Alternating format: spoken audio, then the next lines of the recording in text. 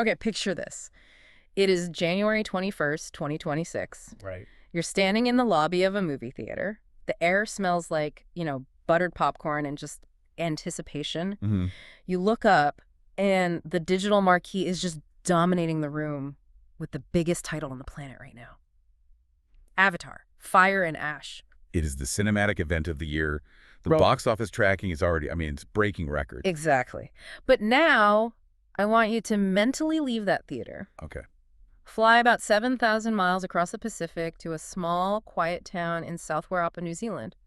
You walk into a local organic grocery store, Common Sense Organics, and you pick up a bag of walnuts. It's just a bag of walnuts. And the farmer who grew those walnuts, the guy who spent months obsessing over soil pH and composting methods to get those nuts on that shelf, it is the exact same guy who directed the blockbuster you just saw. James Cameron, director of the highest-grossing films in history, and apparently a very serious Kiwi farmer. That's the disconnect, or, maybe it's the connection that we're unpacking today. We've gone through a huge stack of sources for this. We really have. We've got economic impact reports from Olsberg SPI, analysis from migration consultancies. And some incredibly revealing local Reddit threads, which are just fascinating. Oh, they are. And when you piece them all together, they point to something that we're starting to call the Cameron Doctrine. The Cameron Doctrine. I like it. It's this fascinating intersection. Because when you really peel back the layers, this isn't just a story about a celebrity buying a vacation home to hide out from the world. Right. It's a case study in a massive shift in global capital. Yeah. It's about how a government rebate for a sci-fi movie ends up funding, organic hemp research and changing immigration policy. So the mission for this deep dive is to figure out, why is the guy who made Titanic obsessed with New Zealand hazelnuts? And more importantly, why has the New Zealand government effectively designed their entire economic strategy around people exactly like him? It all comes down to a concept economists call productive capital. Right. But to understand the farm, we really have to understand the funding. We have to start with the blockbuster economy. Okay, let's look at the source data on the film production itself. We're looking at a timeline that starts back around 2020. Yeah, a strange time. The world is in lockdown. Film sets everywhere are dark. But Avatar is shooting. And that was a massive signal to the global industry. You had producer John Landau Cameron's longtime collaborator on record back then. What did he say? He said they felt they were returning to the safest place in the world. But beyond the safety, the sheer economic weight was just staggering. How staggering. In just 5 months during that period, the production hired 400 New Zealanders and dropped over $70 million into the local economy. $70 million in 5 months. That is a ton of cash to inject into a pretty small economy. It is. But I have to play devil's advocate here. Why New Zealand? I mean, it's beautiful, sure. We all know Middle Earth looks great on camera. But scenery doesn't pay the bills.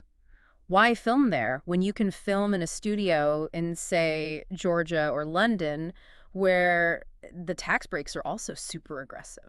Well, the scenery is a bonus, but the real engine is the NZSPG. The NZSPG, it sounds like a secret police force. It kind of does. It stands for the New Zealand Screen Production Grant. If you want to understand the economics of Avatar and why Cameron is there, you have to understand this mechanism. Okay. It's essentially a rebate system.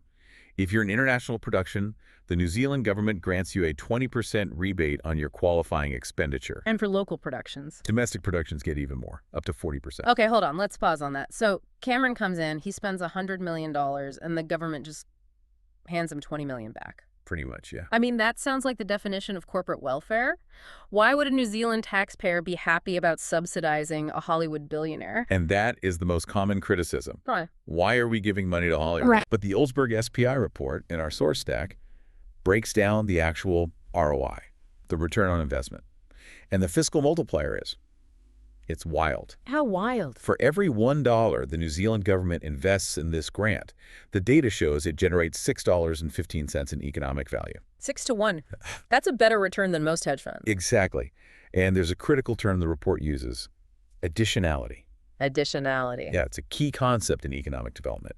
They surveyed these production companies, and 93% of the international expenditure simply would not have happened in New Zealand without the grant. So the argument is that it's not money lost from the Treasury. Right. It's money used to anchor an industry that otherwise would have just packed up and gone to Vancouver or the UK. Precisely. It's a competitive global market, Mm. but there's a huge misconception about where that money actually goes. Okay. People assume a movie budget just goes into the pockets of famous actors or disappears back to a studio in Los Angeles. But the report analyzes the ripple effect, and the reality of the cash flow is very, very different. Okay, so break that down. If it's not going to the stars or the special effects house, who is getting it? Well, they analyzed the spend of a representative mid-budget TV drama to see where the cash flows locally. You have your above-the-line costs. That's your writers, directors, stars? Right. But the below-the-line spend is where the local economy creates a feast. The data shows that over 60% of the spending goes to non-screen sectors. But non-screen sectors, so businesses that have absolutely nothing to do with making movies. Completely unrelated. The biggest chunk, real estate, at nearly 22%. Wow.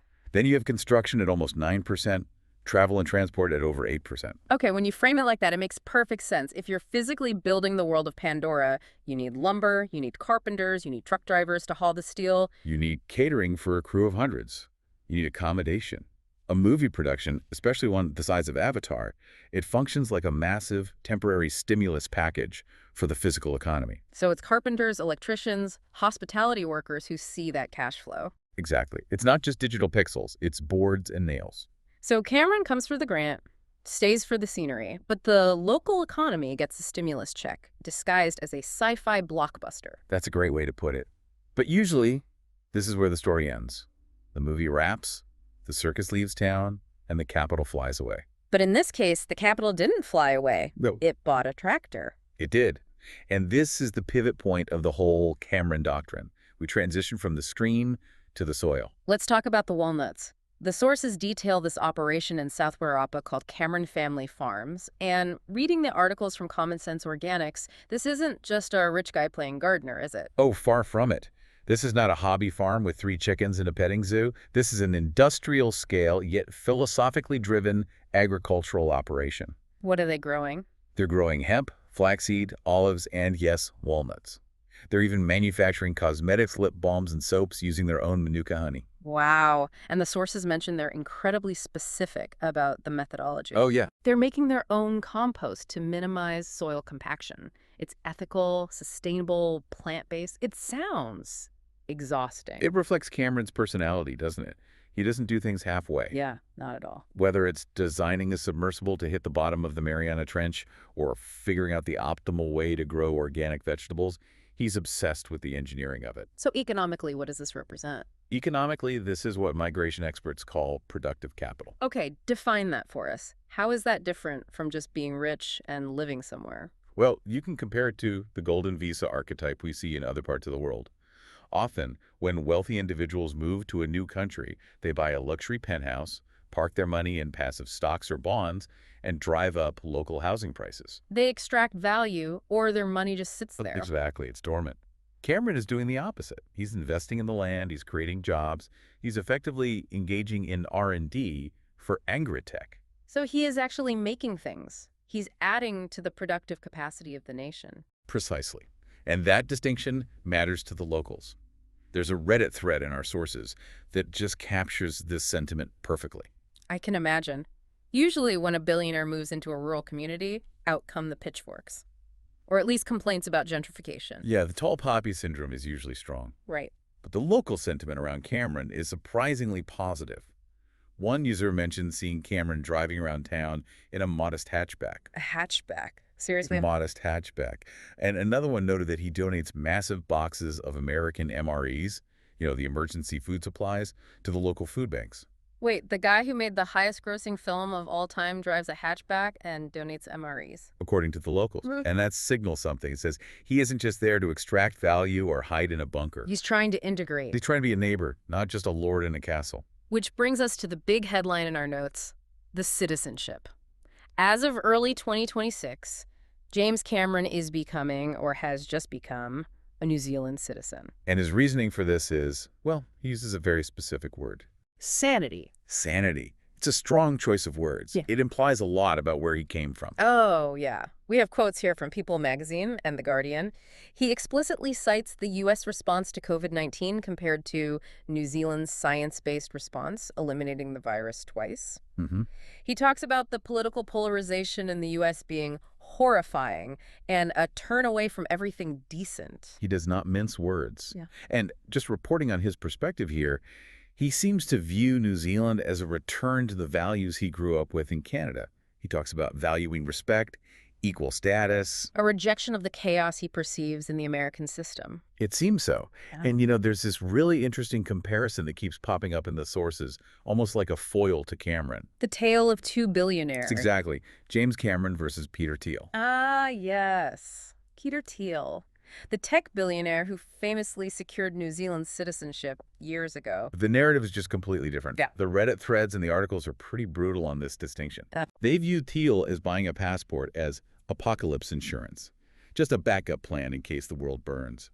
Whereas Cameron is viewed as someone who actually lives there. It's the difference between being a citizen on paper and a resident in practice. 100%. Mm. One user noted that Thiel bought his way in, but Cameron earned his standing by creating an industry and working the land.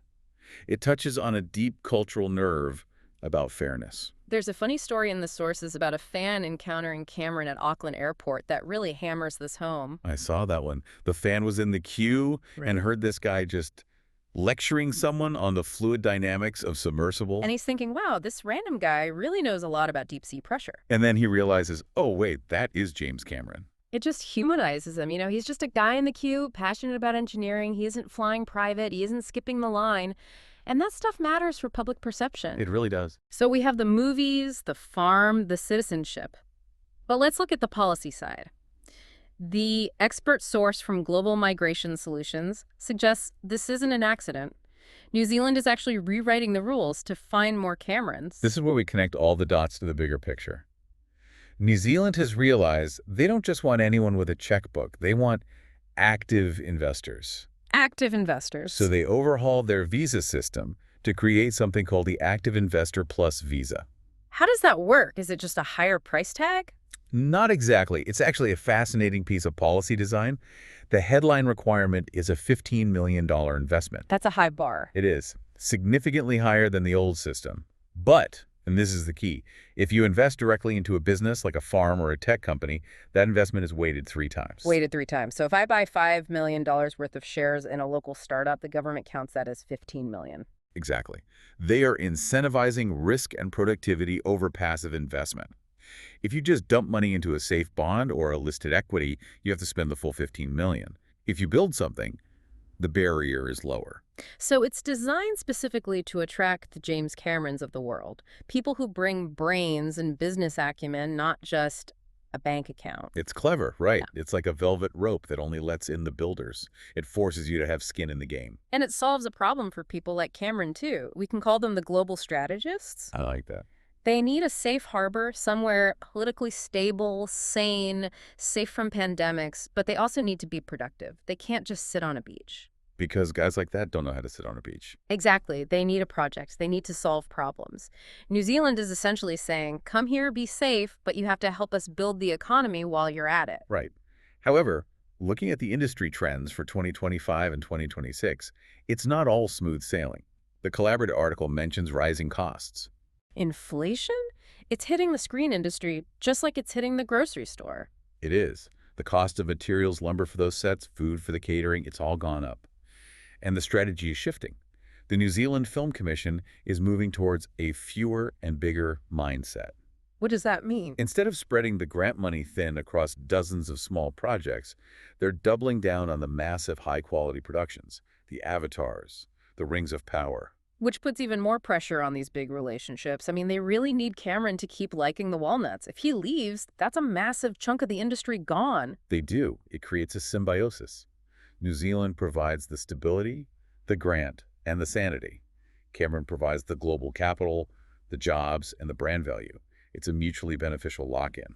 It's a pretty wild journey when you think about it. We started with a blue alien on a movie screen and ended up with organic hemp farming in the Wairarapa. And a visa policy based on investment weighting.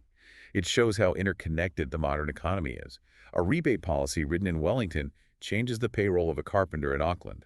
Which supports a grocery store in Greytown, which is owned by a director from Hollywood. Exactly. So, for the listener tuning in, what's the big takeaway here? Why does this matter if I'm not a billionaire director? I think the takeaway is that we're seeing a new archetype of global citizen.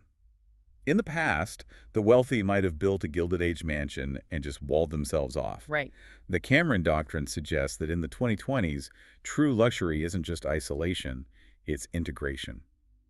It's about finding a place that aligns with your values, scientific, environmental, political, and then actually getting your hands dirty in that soil. He moved for the sanity, but he stayed for the soil. You could say that. It's about being an active participant in your haven, not just a guest. And frankly, if the apocalypse comes, I would rather be on the guy's farm who has crates of MREs and knows how to pilot a submarine. That is a very valid survival strategy. Before we wrap up, though, I want to leave the listener with a thought. Because we're painting a pretty rosy picture of this symbiosis.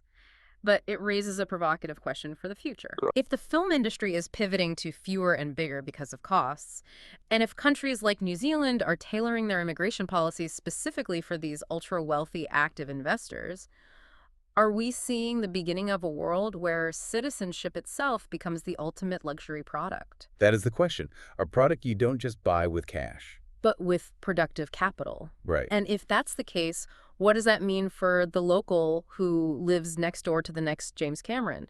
Do they become partners in this new economy, or do they just become the background extras in a billionaire's blockbuster life? That is certainly something to chew on while you're eating your popcorn.